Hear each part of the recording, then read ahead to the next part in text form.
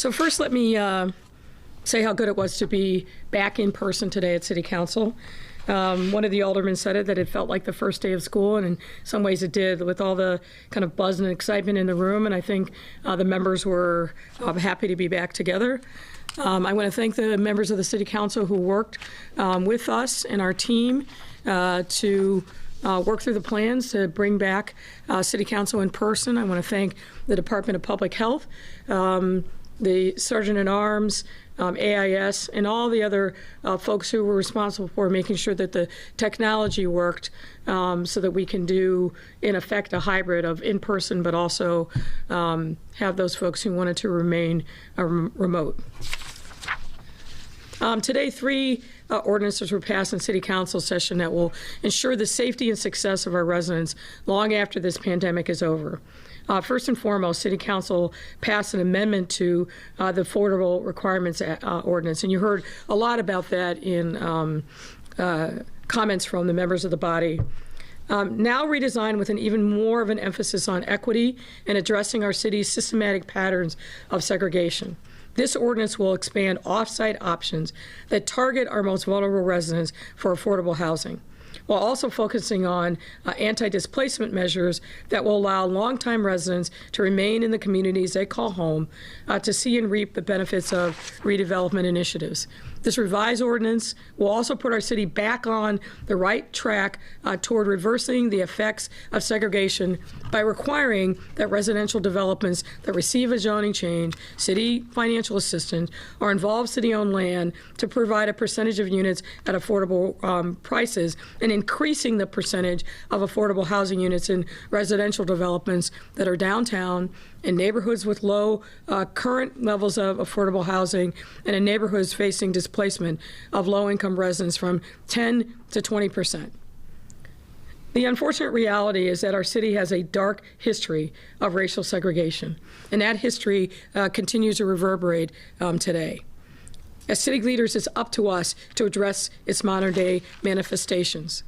That's why this revised ordinance, is the result of an 18-month process that began in October of 2019 with a public call for applicants for an inclusionary housing task force, which published its results in September of 2020. And I want to thank all the members of the task force for shedding light on the longstanding issues our city has with segregation and revising and making recommendations for the revision of this important ordinance. I also must thank the Department of Housing for ensuring that this ordinance was being revised. It reflected input from focus groups, a subject matter hearing, public comment, and months of follow-up meetings with all the relevant stakeholders. And really, a measure of thanks also must go to Chairman Harry Osterman, who shepherded this matter through his committee and then onto the floor of City Council. Second, City Council also passed a measure today to further ensure the safety of our buildings. This effort will amend the Building Code Scofflaw Ordinance, which will consolidate various existing Chicago building lists and programs while simultaneously updating eligibility criteria and inspection protocols in an effort to more effectively prioritize and monitor buildings with serious chronic code violations. Previously, the city published a building code scofflaw list that identified residential building owners with 3 or more properties that are the subject of active circuit court cases where violations remain uncorrected after the second court hearing. This amendment will now allow update criteria to include buildings that are occupied, residential, and non-residential, and more.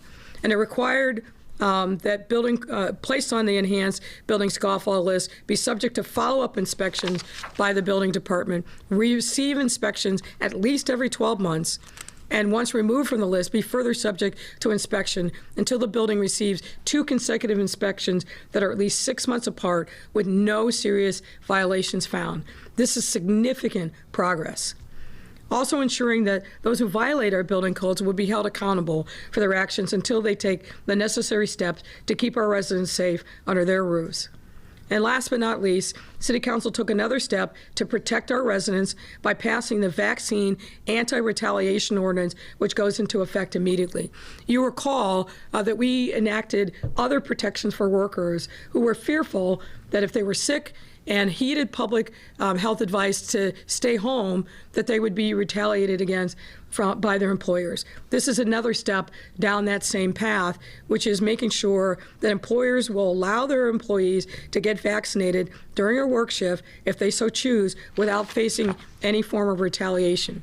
Additionally, any employer that requires their workers to get vaccine must compensate those workers for the time taken up to 4 hours per shift. Any employer who violates this ordinance will face consequences such as fines between $1,000 and $5,000, and through civil action, workers may either be reinstated to the same position they held before or an equivalent position. It goes without saying that our workers have played a tremendous role in keeping our city up and running for the past year, many at great sacrifice to themselves and their families. And now, especially with our recent shift into phase 2, their workplace is the last place they should face barriers to stepping up and doing their part to protect Chicago by getting a life-saving vaccine. Once again, I want to give a special shout out and thank you to the Protecting Workers Working Group, which I stood up last fall, for their tireless efforts, not only to protect and support our workers during the pandemic, but all the other things that have really good things that have come out of that group. So with that, I will stop and happy to take your questions. Who's first? Greg. There's quite a few people here, so make sure we have the mic and one question and follow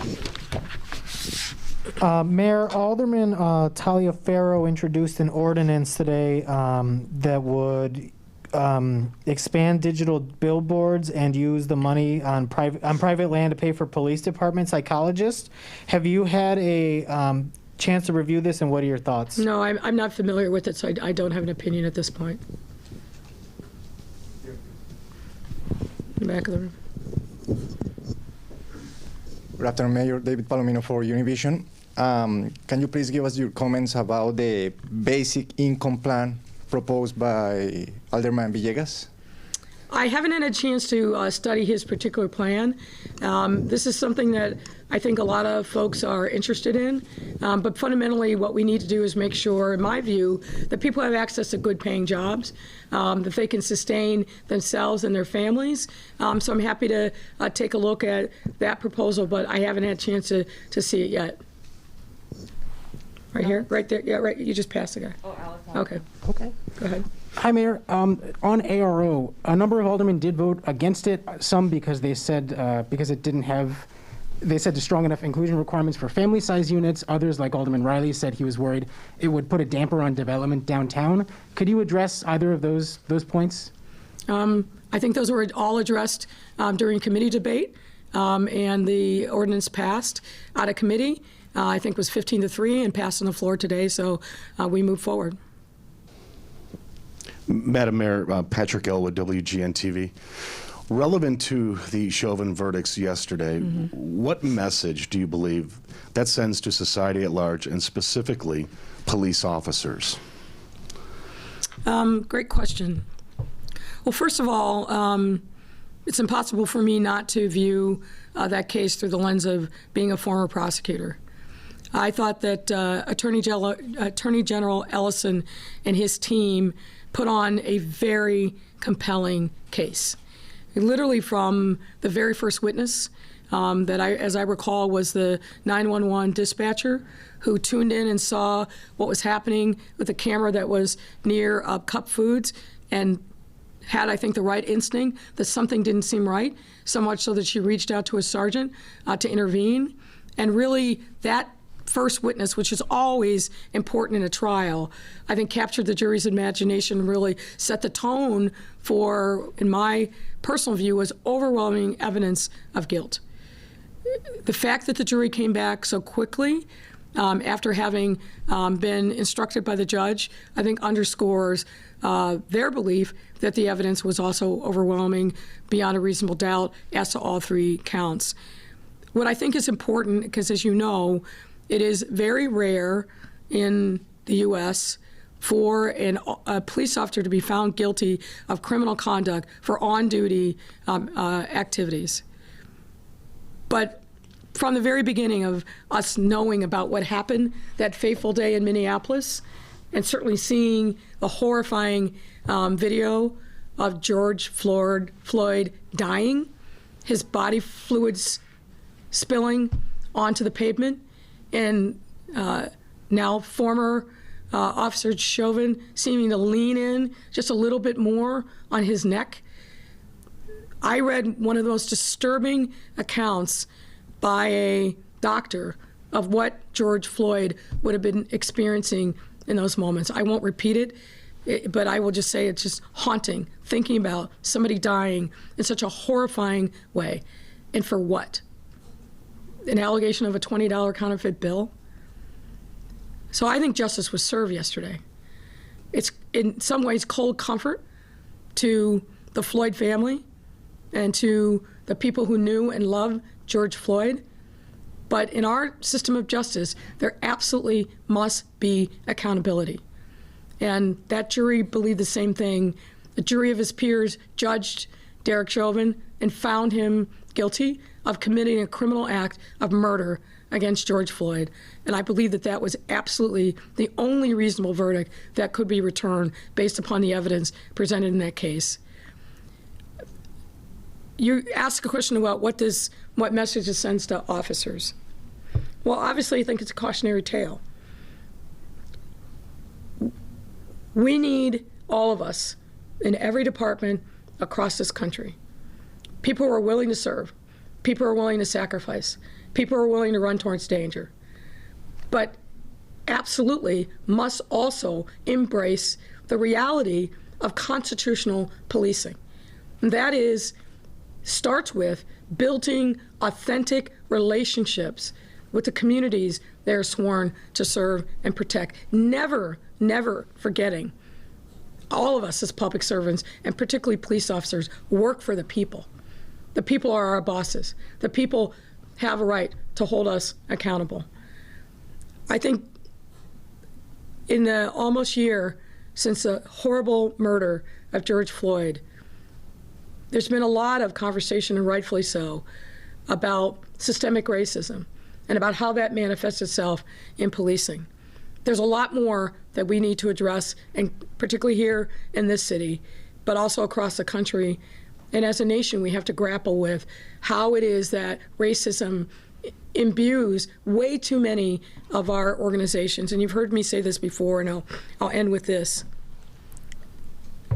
I think each of us, particularly leaders, whether in public or private life, has to ask ourselves, what are we doing in our institutions to make sure that we are addressing the systemic racism that has been baked into many of our institutions from their inception and just reiterated and deepened over the centuries and decades.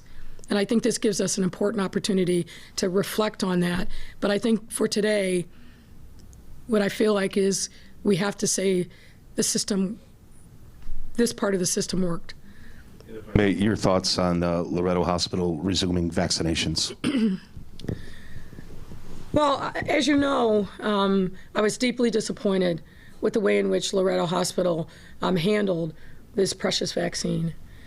Every single provider who has the privilege of getting vaccine has a responsibility to make sure that that vaccine is used for the intended purpose. That clearly didn't happen with Loretto. And that's why we paused their access to the vaccine. A lot has been done, lots of conversations. CDPH became comfortable that Loretto had first accepted responsibility and apologized for what they did, but also importantly, had put in systems and controls in place to minimize the opportunity for anything like what happened before to happen again. We'll be monitoring it closely, and their access to vaccine is with very tight constraints and guardrails. But I hope they have learned a lesson, but we're going to make sure that we monitor the circumstances very quickly. We haven't thrown this up the barn door and given carte blanche access to the vaccine. We're not there yet, and they know that. But it's also important that we get more vaccine to residents on the West Side. And Loretto Hospital, as a safety net hospital, plays a very important role in healthcare on the West Side. So getting them back online, well, it was important. Thank you. Go ahead, Mike. Yep. Thank you, Mayor. Your former office there at the U.S. Attorney today filed 200 pages or so responding to, among other things, Alderman Burke's attorneys claiming he was entrapped in effect. They say that, in fact, the record shows that he's thoroughly corrupt and worthy of prosecution and deserving of it. Your response? Well, I haven't had the opportunity to go through the filing. I see that some choice parts of it are trickling out. I obviously don't sit here and say that I know all the evidence, but what I do know of it, I read the indictment cover to cover. I've read other parts of the filings, which have been meager. What I do know is this: by his own words, in wiretapped conversations, Alderman Burke said and did things that not only were improper, seemed to be illegal. Now, he is entitled to a presumption of innocence, as all charged defendants are, but I called on him to resign. He's obviously not done that. But I just think there's no place in public life for somebody like him, who used his office in a corrupt fashion, who has cost the taxpayers of this city untold tens of millions, if not more, dollars by the way he ran the workers' compensation program for years with no oversight. We're going to be cleaning up that mess for years to come. And, you know, if you follow city council, he's not been quiet. He's just been doing his work through other people. So I think the residents of this district deserve Alderman Burke to have a trial date, and soon. And that case needs to move forward much more expeditiously than what it has.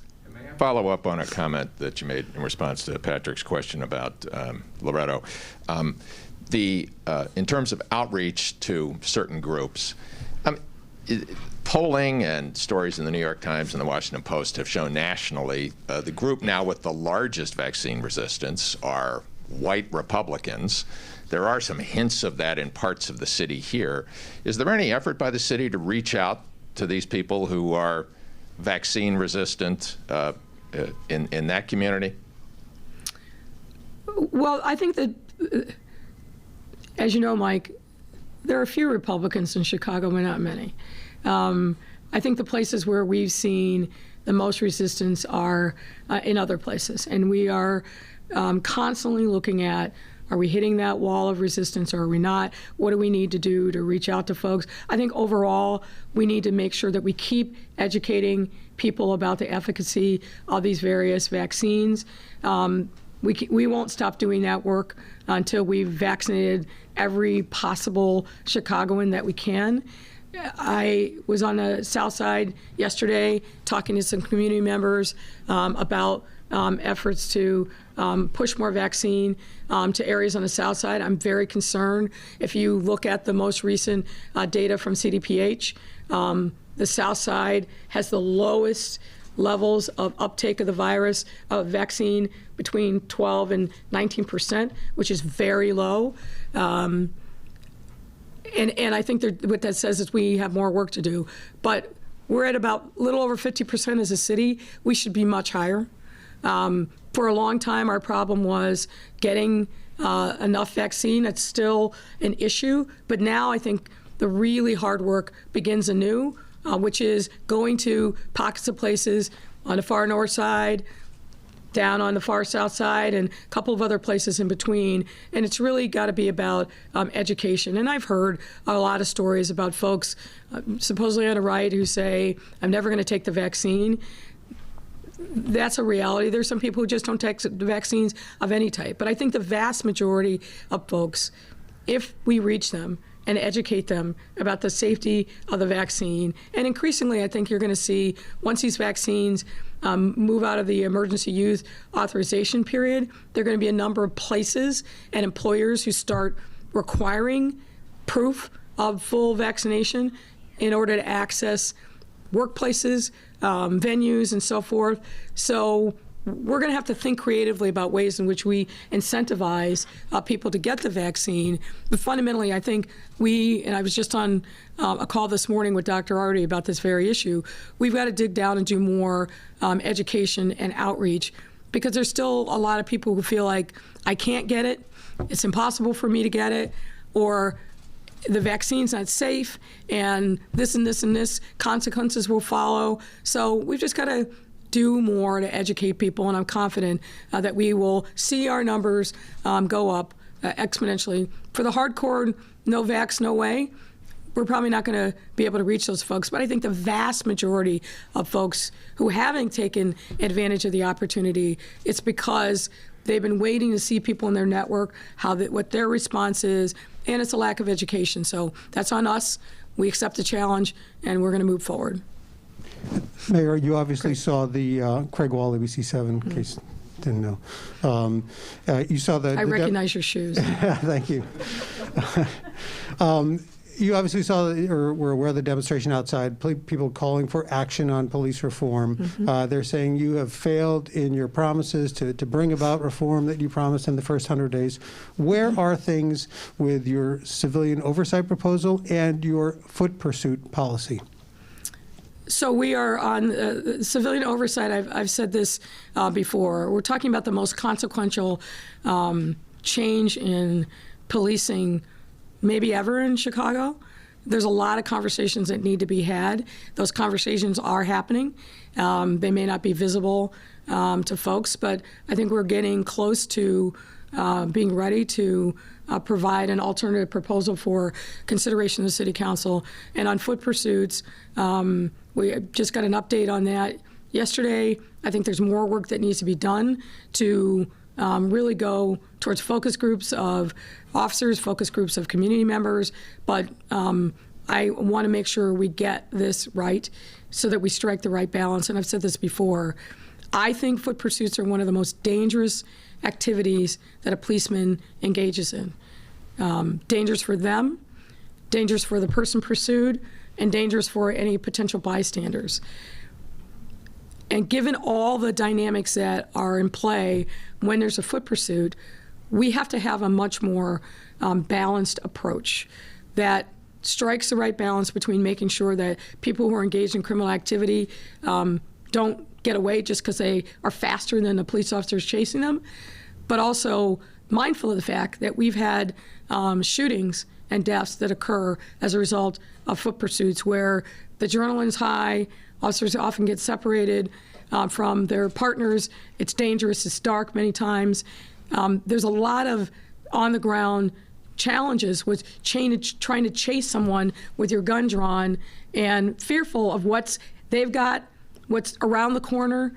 So I think we have an absolute responsibility to take the time that's necessary to be very responsible and thoughtful about it and make sure that we get as much input from line officers and members of the public on the front end before we put something out for consideration for public comment. That's what I'm pushing the police department to do. They've done a lot of work, and as I said, I just got briefed on it recently, and I just think there's more work that they need to do on before they present a final draft to me, and then it goes out to the public. So patience, I think, will pay off in a better end result. Just to follow up on police, and I hate to even bring up when there are rumors, but you're going to, so go ahead. You put to bed what came up about you over the weekend. Now the rumors are just hot and heavy that David Brown is on his way out. Let me just hopefully drive the nail in that coffin once and for all. What's clear to me is that people who don't like how we're moving forward and breaking up the status quo are trying to spread ugly, offensive, and false rumors in order to create chaos. And some of you are taking a bait. And so one of the things I would just say to you all is ask yourselves, when you see this madness circulating on social media, you don't have to be like fish and bite at every piece of chum that's cast on the water. some of the stuff that's out there that you guys take as legitimate is outrageous and preposterous on its face. I'm not finished. Let me just finish. It's preposterous on its face. You're not doing a service to anybody by giving credibility to nonsense. You're not. And frankly, I think it delegitimizes the role of the media. We need a vibrant, thorough media in this city that pushes all of us, that holds all of us accountable. But you're not doing that when you roll around in the depths of cesspools created by anonymous people on social media. David Brown is the superintendent of this police department today, tomorrow, in the future. Done. We are done. We are done. Thank you. Eric, can you address why he was Hang not on, out Mike, last hang week? on, Mike, we're gonna. Let's have a little order. We'll come back to you, May. Go ahead, AD. Hi, Mayor. Alderman Wagasback's DoorDash ordinance, are you supportive of a continued cap on delivery fees? If so, for how long? So the discussion has been exactly what you just asked, which is how much longer do we need it? I think those discussions are ongoing, and we'll come back with a proposal. Alderman Wagasback, obviously, and Alderman Tunney lead that, and I'm going to defer and follow their lead. But there was a reason for this to be in place at the time. I think we're reaching the outer edges of that, but precisely when that will expire remains to be seen, and we'll be working with the aldermen to make that determination. When can we expect to see your proposals for how to spend American Rescue Plan money, the ARP money? As soon as it's ready. Thinking this month? As soon as it's ready. Look, this is a big consequential investment. And I think we owe it to ourselves, we owe it to members of the public to really do an extensive amount of engagement to think about the best way in which we can make investments that are really going to kickstart our economy, really provide meaningful supports to individuals and families that have really been suffering. And the only way we're going to get to the best place is through thoughtful engagement with a range of stakeholders. And we're doing that now, but we're not ready to roll it out. If we did that now, there would be a lot of criticism, and rightfully so, that we hadn't taken the time to be thoughtful and engage our residents and stakeholders. We need to take the time to do that. I don't expect that to be ready for the May council meeting, maybe, but unlikely. But I also believe that this is not going to be, we introduce it, the next day it gets voted out and it's on the city council floor. We owe it to our taxpayers, our residents, to give them full transparency around how we're spending their tax dollars.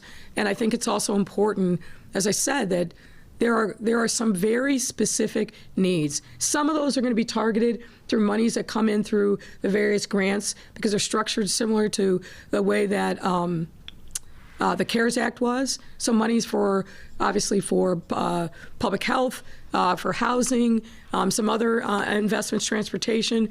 Obviously, there was a tranche of money that went to CPS. But we have some discretionary funds that we have to be thoughtful about how we're going to use them. You've heard me say this before. We spent a lot of time studying what the city did well the last time around with stimulus in 2008, 2009, but also where we can make substantial improvements over what happened in the past. I want to make sure that we don't repeat the mistakes of the past. I want to make sure that we use this money in a fiscally prudent way, but also use it in a way that ordinary Chicagoans are going to feel it, meaning feel like we've done something to improve their quality of life. And there's every suggestion under the sun. There's not an infinite amount of money, but I want to make sure that what we do has great impact, that residents are going to say, our mayor, our city council, they listened, they got it right, and I personally, as a resident of this great city, am the better for it. That's what I'm aiming for, and that's going to take a little more time. All right, we'll go to Heather and then the last one to Mike. So you first said you were going to introduce your own civilian police oversight board back in September. Can you tell me what specifically is taking so long to develop it, and whether you feel an urgency to act in the wake of Adam Toledo's death? And if those discussions aren't taking place with members of the organizations who have been working on this for several years, how can you ensure that there'll be community buy-in for whatever you end up proposing? Say the last part again, Heather. Well, if these discussions are going on, but they're not going on in public, how can you be sure that whatever gets proposed will have the support of the people who have been working on this going all the way back to 2016? Well, look, and let's be clear, going back to 2016, the Police Accountability Task Force, which I led, set the framework for civilian oversight, right? So let's be clear about that. Discussions are being had. I fully expect that there will be substantive hearings on all the proposals, and members of the Public Safety Committee and eventually City Council will take a vote. It's important that we have outreach from a range of different stakeholders, including those various groups. And be clear, myself personally and members of my team sat with a range of different stakeholders from community groups over and over and over again for about a year and a half plus. So there's been a lot of engagement. There will continue to be a lot of engagement. They are also very engaged with other stakeholders who are also coming to us. So there's a lot of discussions that are ongoing. Nothing's being done in secret. It's making sure that we are listening, that we are anticipating the full range of upsides and downsides, and we're not taking a vote, as was scheduled earlier this year, on something that basically had a bunch of TBD provisions in an ordinance. That's not the way we get things done. I want to make sure that whatever is voted on has been thoroughly vetted by every conceivable stakeholder, that we thought long and hard about the long-term implications, and not, well, let's just get something passed and then we'll clean it up later. That's not, I don't think, a responsible way to govern. So we are taking the time that I think is appropriate to be thoughtful and come up with something, as I said, that's going to be one of the most consequential changes in oversight and policing in a city, maybe ever. Back here to Mike. The mic to Mike, please.